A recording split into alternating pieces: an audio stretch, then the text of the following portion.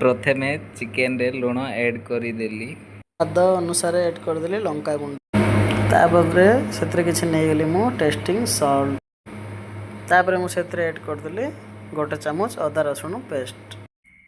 एबे पानी टिके नेली सेथिरे ढाली गोळेवा पई। तापरे भल भावरे टिके सेटाको गोळाई देली। चिकेन रो क्वांटिटी अनुसार सेथिरे मैदा टिके ऐड करिली। पुणी थरे सबु गुडी को भल भावरे गोळाई देली। भल भावरे गोळाई सारिला परे किछि समय पई सेमती रखि देली।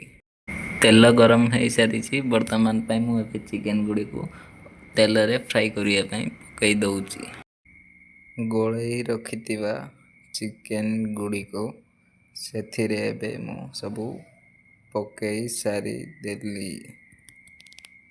एबे किछि समय सेमती छाड़ी देली। तापरे सेटा को टिके भल भावरे मिसाई देली। आउ थरे सेटा को मिसाई देली।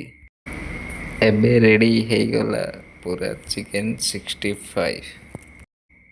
सेटा गोटे कप टाको काढ़ी रखी देली। एबे पूरा रेडी हे गला चिकेन 60।